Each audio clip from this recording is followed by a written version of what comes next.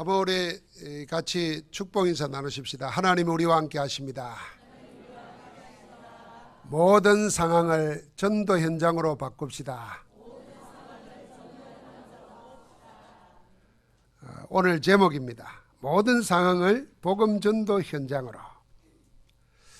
성삼위 하나님께서 우리 인생에게 주신 최대의 복을 무엇이라 생각하십니까? 하나님의 구원입니다. 예수님을 그리스도로 보내시어서 우리 인생을 죄와 저주, 사망과 지옥, 사단과 멸망에서 건져내신 구원이 하나님이 우리에게 주신 복 중의 복입니다. 구원이 무엇입니까? 죄사함 받는 게 구원입니다. 죄로 인해서 저주 재앙이 옵니다. 죄의 삭은 사망이라 그랬습니다. 반드시 죄에는 벌이 따라옵니다. 그런데 그 죄를 사함받는 것이 구원입니다. 예수 그리스도께서 여러분과 나의 죄를 대신 짊어지시고 죄값을 치루었습니다. 그래서 죄 없으신 분이 죄 있는 모습으로 우리를 대신하여 죽으심으로 믿는 자마다 자기 죄를 사함받는 것입니다. 죄와 사망의 법에서 해방되는 것이 구원입니다. 죄와 사망의 법이라 그랬습니다. 지금 나 형편 처지와 관계없이 법은 적용이 됩니다. 그래서 건강할 때나 돈 있을 때나 힘 있을 때는 안 통하는 것 같은데 언젠가는 오게 되어 있습니다. 하나님 떠나서 마귀에게 사로잡혀 있는 자에게는 죄와 저주가 오게 되어 있습니다.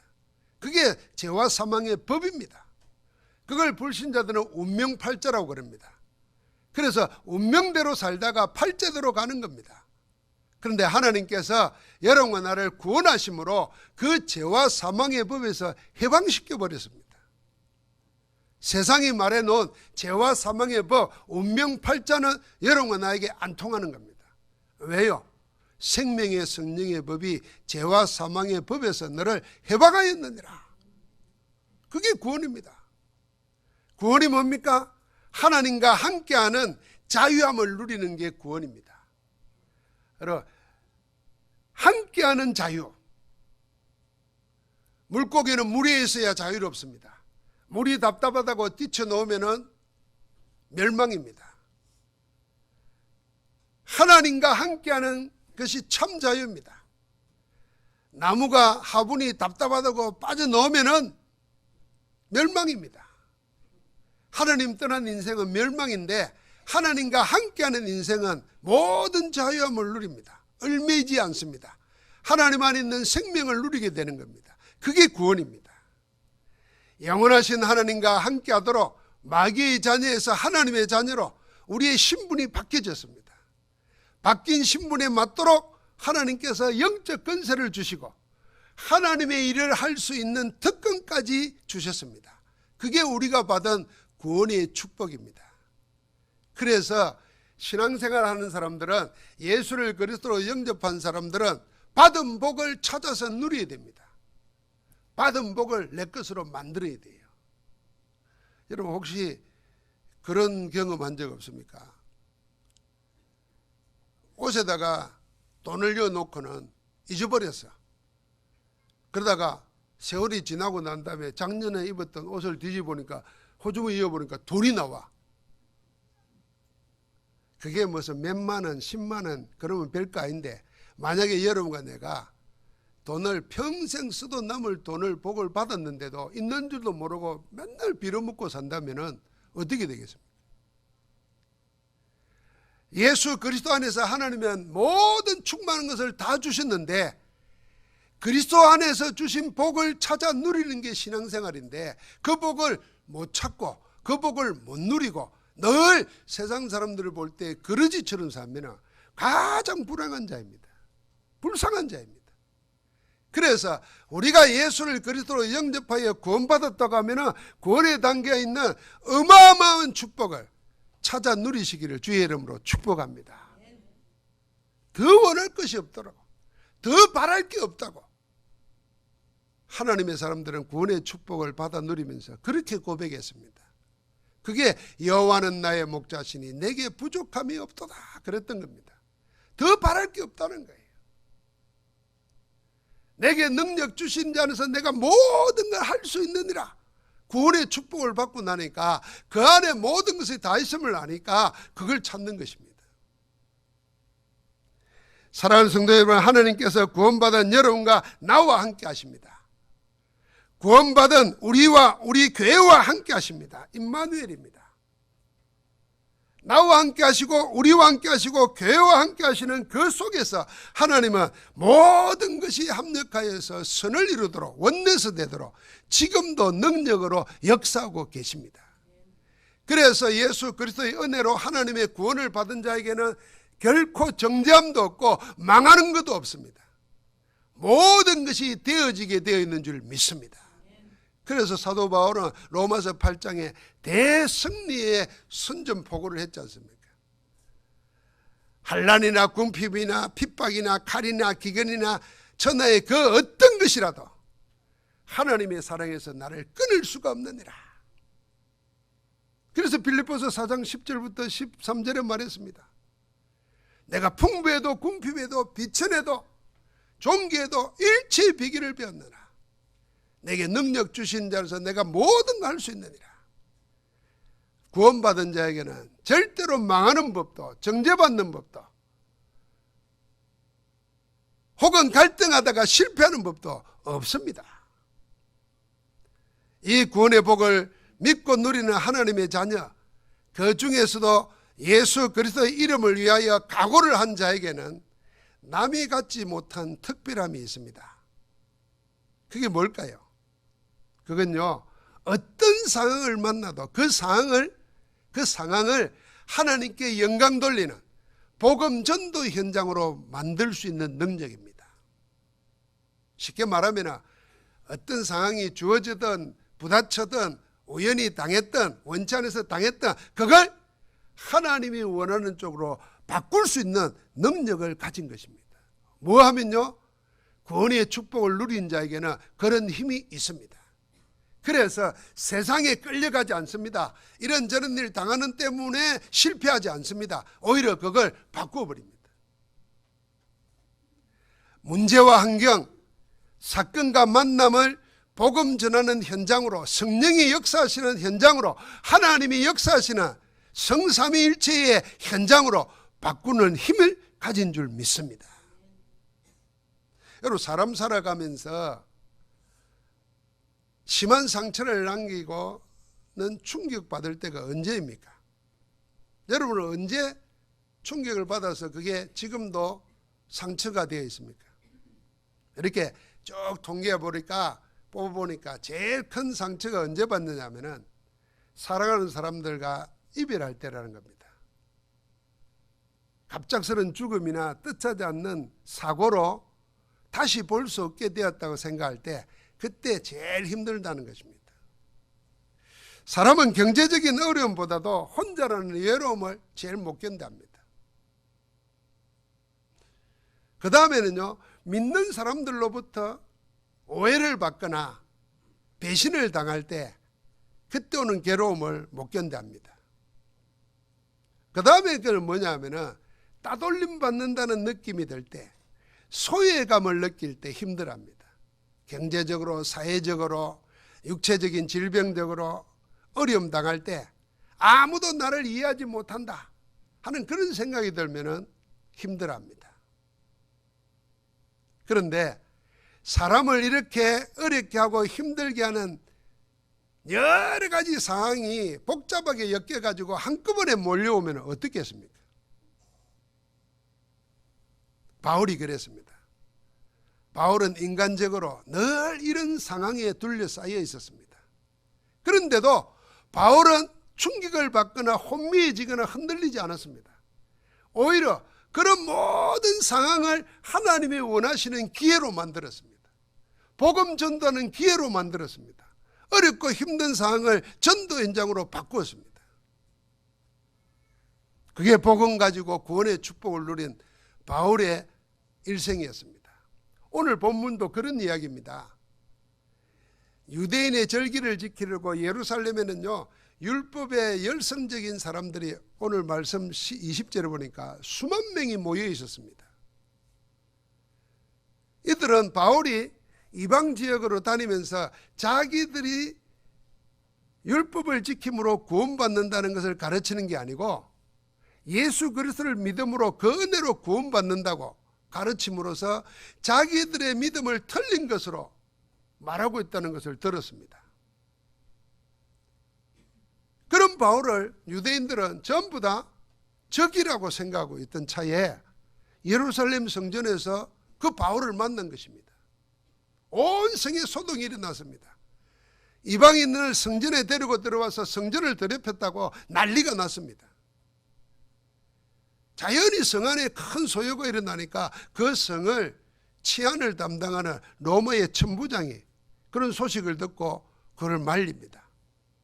어떻게 된 거냐? 한번 들어보자는 거예요. 그때 바울이 내가 이들에게 한마디 해도 되겠냐? 네가 헬라말을 아느냐니까 안다는 거예요. 그럼 그들에게 말하라는 거예요. 그래서 유대인들만 아는 히브리어 말로 말을 합니다. 그게 오늘 22장입니다.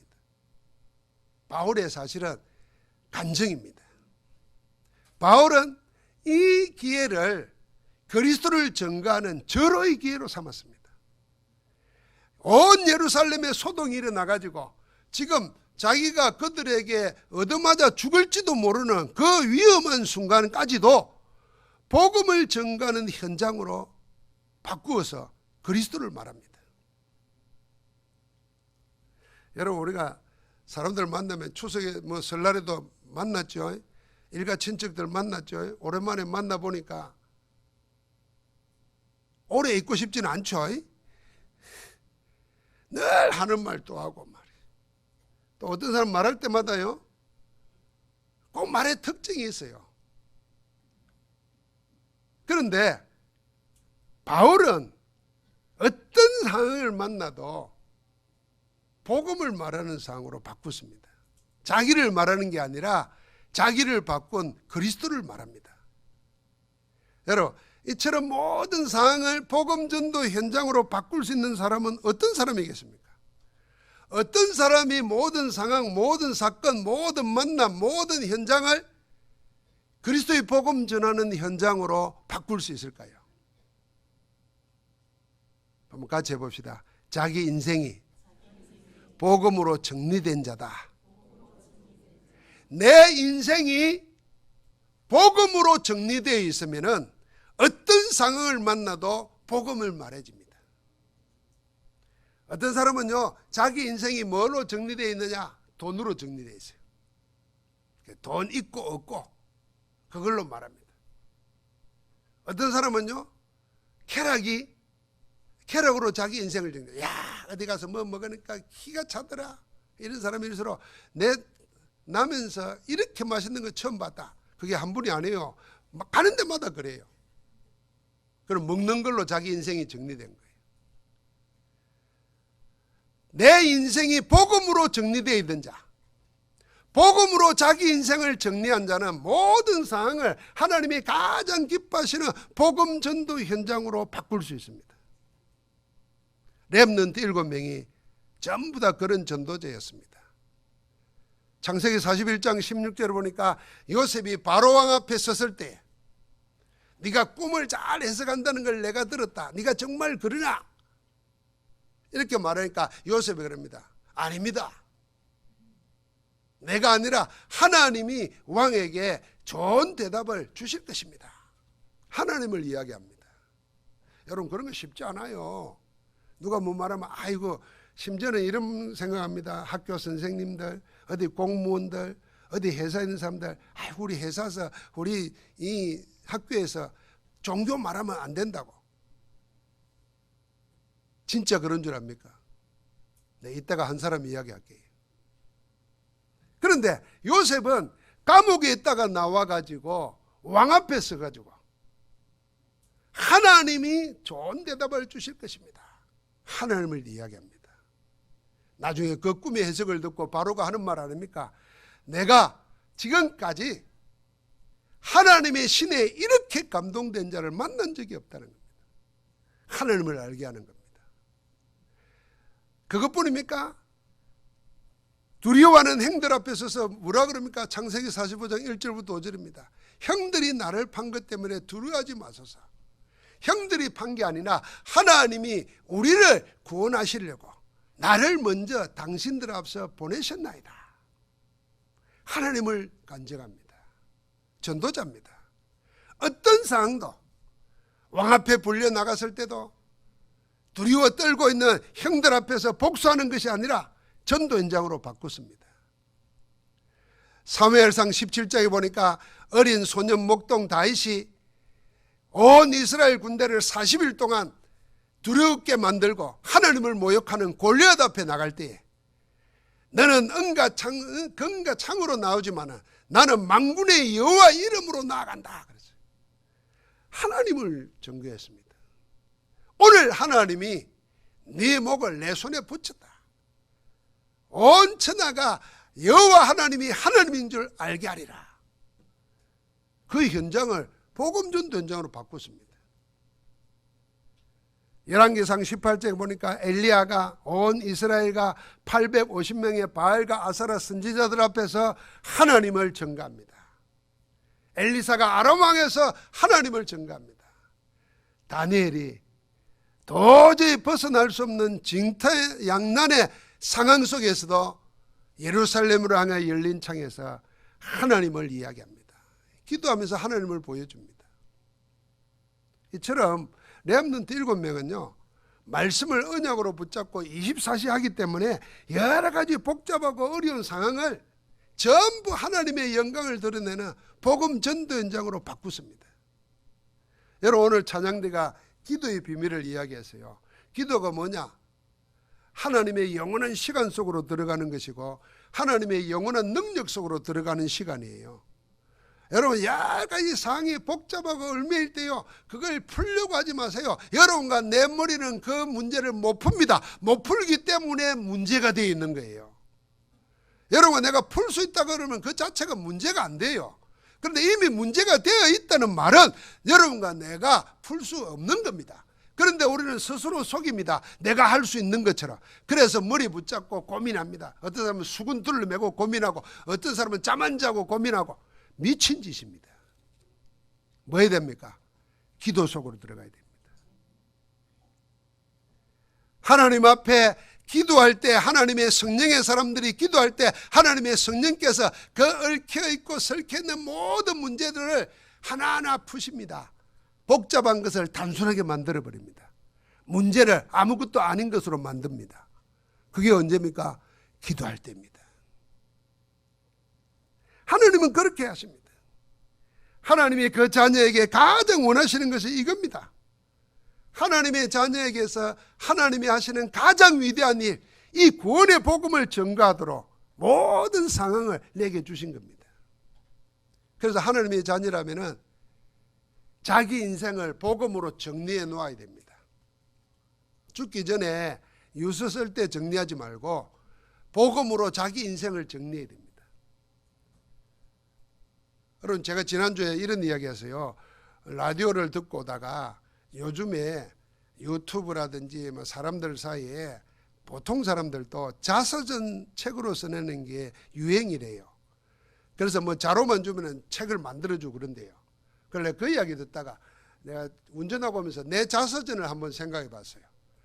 내 일생 속에 제일 기억 속에 남아있는 나이 이리 생각해 보니까 한 5살, 6살 때 어머니 손에 이끌려가지고 외갓집에 가는 거. 그 집 옆에 조그마한 웅덩이가 하나 있었는데 그 기억나는 거. 그거부터 시작해가지고 초등학교 갔을 때 야단 맞은 거 뭐 이런 거 생각해 보다가 나는 자서전 못 쓰겠다. 왜요? 부끄러운 것 뿐이라. 그러다가 생각했습니다. 내 인생을 복음으로 정리해야 돼요. 복음으로 정리되지 않는 인생은 하나님 볼 때 가치가 없습니다. 여러분, 솔직히 말해서 대통령 정기 읽어본 사람이 있습니까? 여러분, 혹시 뭐 기업가들이 남겨놓은 자서전 읽어본 거 있습니까? 여러분, 그걸 붙잡고 뭐 도움받은 게 있습니까? 혹 있을 수 있어요. 그러나 내 인생을 복음으로 정리해 놓으면 죽어서가 아니고 살아있으면서 수많은 사람을 살릴 수 있습니다. 어떻게 복음으로 정리합니까? 이렇게 정리하면 됩니다. 예수 그리스도 만나기 전에 바울이 오늘 그 이야기 했어요. 나는 어디에서 태어났고, 나는 우리와 똑같이 유대인의 엄한 율법에서 열심히 했고, 나는 그 하나님을 사랑해서 교회를 핍박하기를 앞장서서 했고, 사람을 죽이기까지 했다. 그리스도 만나기 전에 자기 인생을 한 두 줄로 정리했어요. 여러분, 나 같으면 책 몇 권으로 정리할 걸 그리스도 만나기 전에 나를 보니까 아무것도 아니야. 오히려 하나님 앞에 그거라는 걸 정리했습니다. 그리고 그리스도 만난 걸 지금 이야기하는 겁니다. 내가 다메섹에 그 일을 하러 가다가 큰 빛이 둘러 비치면서 주님의 음성을 들었고, 내가 질문을 했고, 거기에 답을 듣고 내 인생이 이렇게 됐다. 그리스도 만날 때를 얘기했어요. 그리고 만나고 난 뒤에 어떻게 바뀌었는가, 이렇게 정리했습니다. 여러분, 복음으로 자기 인생을 정리하는 인생 답을 하나 찾으시기 바랍니다. 자기 인생에 질문을 하고 자기 인생에 대답을 얻어서 인생 복음으로 정리해야 됩니다. 이 복음으로 정리되어 있으면 어떤 일이 생기냐면요, 어떤 상을 만나도 누구를 만나도 항상 그리스도의 복음을 누리고 복음의 증거를 얻고 복음을 증거할 수 있습니다. 그런 사람은 나를 변화시킨 그리스도를 자꾸 말해주게 됩니다. 하나님의 가장 위대함은 그리스도를 보내가지고 우리를 구원하신 일인데, 하나님이 하신 일을 자꾸 우리 입으로 증거하고 자랑한다 생각해 보십시오. 그게 하나님의 기쁨입니다. 하나님이 그걸 하도록 뭘 하겠습니까? 하늘 군대를 동원시키시고 증거거리를 주십니다. 영원한 증거를 주십니다. 우리가 구태여 복 안 해도 하나님이 복을 몰아가지고 주십니다. 하나님이 원하시는 거, 하나님이 하신 일에 대해서는 전혀 관심이 없는데 내가 맨날 복 달라 그러면요, 안 주십니다. 어쩌다가 주십니다. 삐질까 봐서. 그건 진짜 복이 아닙니다.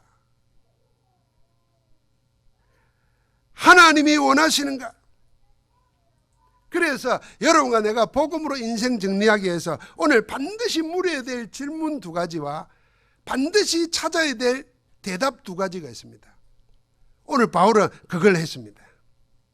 사도 바울은 다메섹 길목에서 부활하신 주님을 만났을 때 일을 생생하게 기억하면서 자기 간증에 말합니다. 가장 중요한 순간에, 오늘 여기 생명의 위협을 느끼는 순간에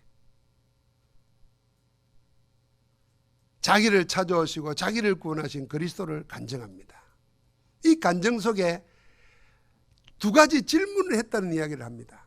그리고 두 가지 답을 얻은 걸 말합니다. 주님께 한 두 가지 질문이 뭡니까? 8절에 보니까 사울아 사울아 어찌하여 네가 나를 박해하느냐 그럴 때 자기에게 음성이 들리니까 당연히 물었지 않습니까? 주여 누구시니까 물었습니다. 주님이 누구시냐? 여러분, 예수님이 누구시냐? 예수님은 과연 나에게 있어서 누구십니까? 예수님은 지금 내가 당하고 있는 이 어려운 일 속에서, 내가 지금 고민하고 있는 이 일 속에서 주님은 누구십니까? 물어보시기 바랍니다. 여러분, 물음 없는 사람은 발전이 없습니다. 우리는 왜 이렇게 살아야 되지? 나는 왜 이렇게 날 가난하지? 나는 왜 이렇게 늘 짜증이 나지? 나는 왜 이렇게 늘 성경에 있는 인물들은 축복받는데 나는 왜 이렇게 살아야 되지? 여러분, 질문을 해야 됩니다. 그 질문을 사람한테 하면 스트레스예요. 자식이 부모한테 그런 질문하면요, 부모 무기력감 느끼게 만들고 부모 살맛이 안 나요. 그러나 얼마든지 물어도 되는 분이 계십니다. 그분이 하나님이십니다. 여러분과 나의 질문이 무엇이라도 하나님은 얼마나 듣습니다. 주님 누구십니까? 이렇게 물으세요. 여러분, 혹시 인생을 살면서 그런 질문 해보신 적 있습니까? 예수님이 그리스도라는데 도대체 예수님이 그리스도란 말이 무슨 말입니까? 그럼 답을 얻었다면 그럼 예수님은 나에게 있어서 누구십니까? 나는 예수님을 누구라고 지금 아닙니까? 이 일에 있어서 예수님은 그리스도 맞습니까? 물어야 돼요. 그 물음이 인생을 바꾸는 물음입니다. 여러분, 바울이 지금 물었던 이 두 가지 물음은요, 모든 사람이 이 두 가지에 대한 답을 찾으면 인생 반드시 승리합니다. 예수님은 누구고 그 다음에 질문이 뭡니까? 주여, 내가 뭘 하리이까? 뭘 하고 살아야 됩니까? 사람들은요, 예수님이 누군지, 나는 예수님과 어느 정도인지는 묻지 않으면서 뭘 해야 먹고 사냐, 뭘 해야 보람있게 사냐, 뭘 해야 가치있게 사냐, 뭘 이것만 질문합니다. 그래서 결국에는 뭘 해야 된다는 거 알면서도 할 능력이 없으니까 좌절감에 눌려 삽니다. 여러분, 그리스도 없이, 그리스도 능력 없이 뭘 해야 되는 걸 알면은 전부 다 그게요, 미션이 아니고 전부 다 무거운 짐이 됩니다. 우리가 전도해야 되겠다 그러지 않습니까? 한 제자 삼고, 한 렘넌트 키우고, 한 지교회 세우고, 이걸 우리가 반드시 응답으로 받아야 되는데, 여러분, 내가 이걸 해야지 하면은요, 그게 뭘 하리까를 먼저 묻는 겁니다. 나에게 이걸 하기를 원하시는 분이 누구죠? 예수 그리스도십니다. 그분은 나에게서 누구시죠? 그 예수 그리스도를 나는 어떻게 누리죠? 그 질문부터 해야 됩니다. 내가 그리스도를 놓치고 있구나, 그리스도의 주신 능력 속에 내가 들어있지 않구나, 그걸 찾아야 됩니다. 그러면 그리스도 주시는 은혜와 힘을 얻으면요, 여러분과 나에게 모든 보이는 게 달라요. 전도가 어려운 게 아니에요. 쉬워집니다. 그렇게 전도 못하던 베드로가 성령 충만받고 성전에 올라가다가 나면서 안전병이를 본 거예요. 40년 동안 보았던 사람이에요. 40년 동안 자기와는 관계없던 사람이라 생각했어요. 관계에 있어도 나는 능력 없다고 생각해서 쳐다보지도 않았던 사람이에요. 그런데 그날은 보이는데 그 사람이 원하는 건 나한테 없지만 그 사람에게 필요한 건 내가 있구나, 가지고 있구나 알게 된 거예요. 그래서 은과 금은 내게 없지만 내게 있는 건 내게 주노니 나사렛 예수 그리스도 이름으로 일어나 걸어라. 그리스도 한 분의 능력으로 나면서 안전병을 일으켰는데 그게 어느 정도입니까? 온 이스라엘이, 온 종교, 온 문화, 온 경제를 가지고도 해결 안 되는 문제를 예수 이름으로 일으킨 거예요. 할렐루야. 그게 주님 누십니까? 그걸 묻는 겁니다.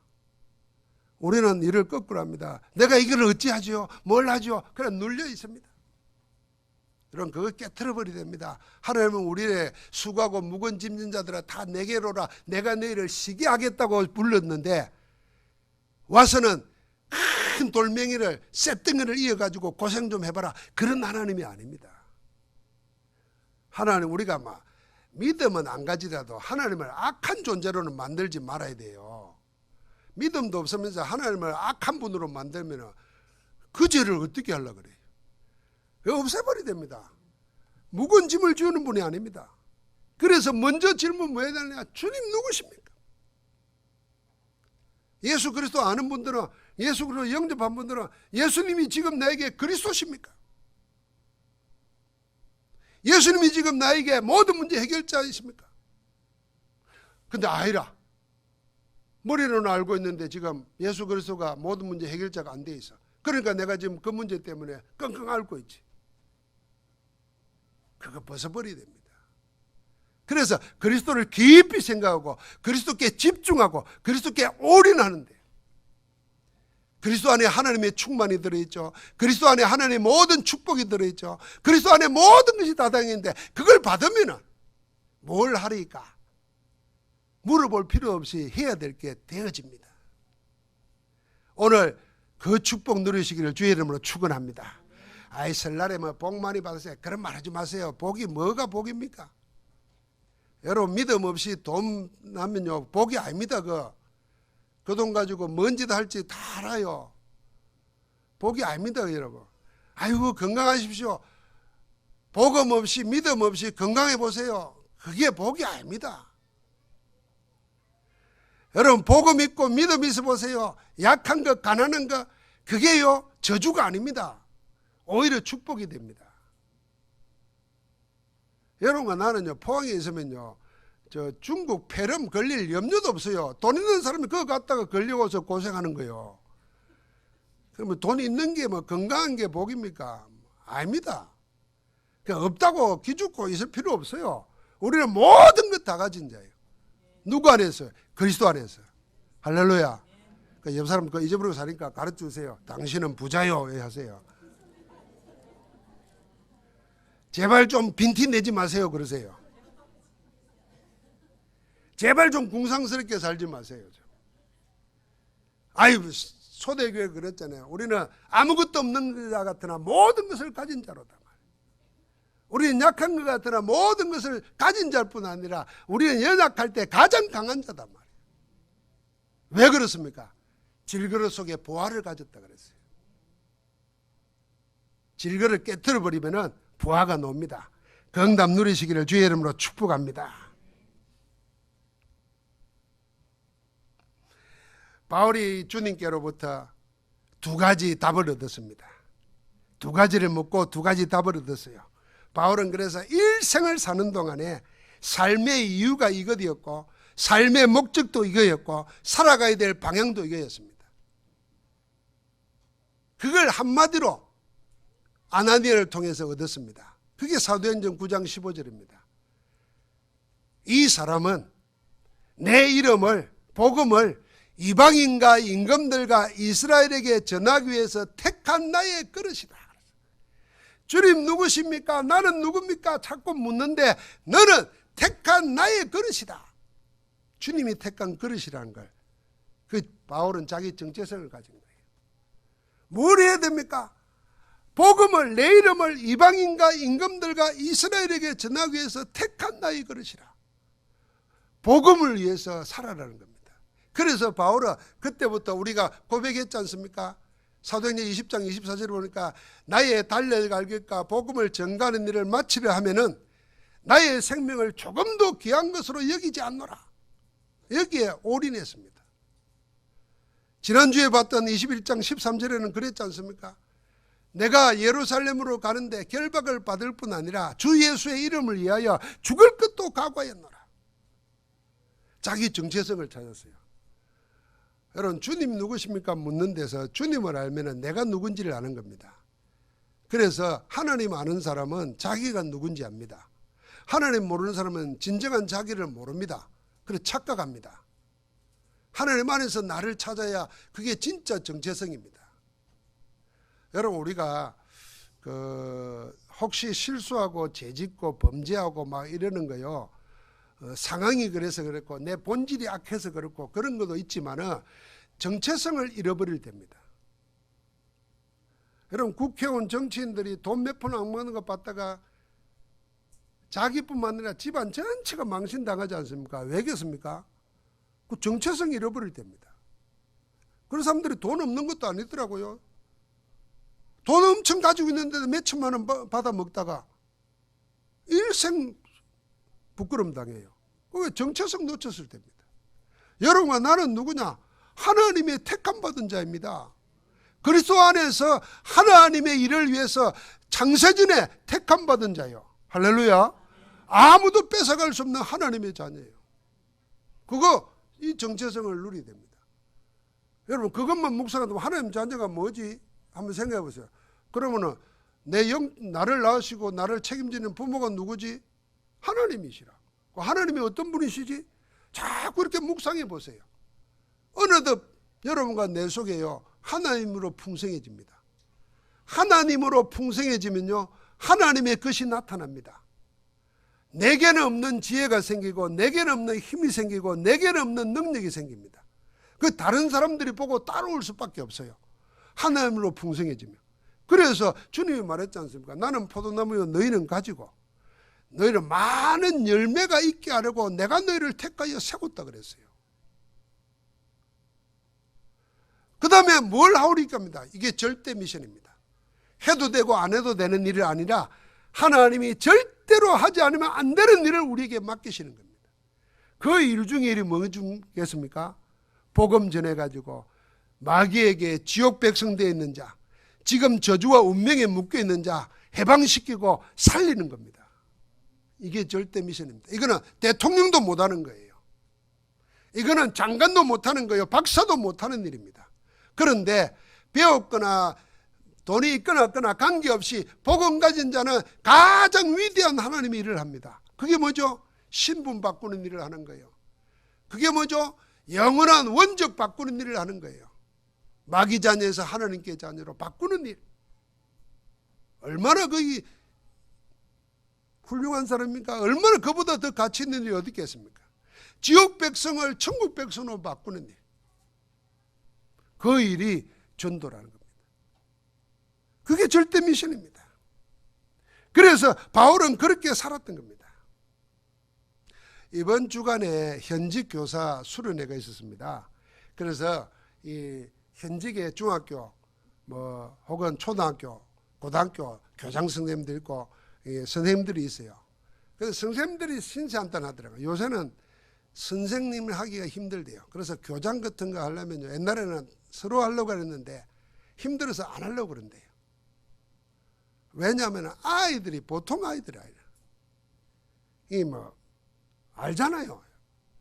그러니까 애들은 애들대로 힘들고 선생님들은 선생님대로 힘들대요. 그런데 대구 삼덕중학교에 한 선생님이 학교에서는 종교니 뭐니 이런 게 말 못하잖아요. 그런데 방과 후에 교육 훈련할 때 있잖아요. 농구도 가르치고 음악도 가르치고 이럴 때에 우리 전도자들 중에 뮤지컬하고 하는 팀들을 해가지고 노래도 가르치고 뮤지컬도 가르쳤대요. 뮤지컬 내용이 다 메시지니까. 이러는데 아이들이 하나하나 복음을 듣게 되고 영접하게 되고 그 문화가 자꾸 일어나다 보니까 또 이제 전문인들이 와서 인턴십 해주면서 복음을 까는 거죠. 수업 시간 하는 게 아니고.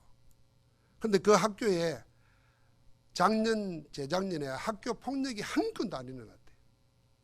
그게 신기한가 봐요, 학교에서는.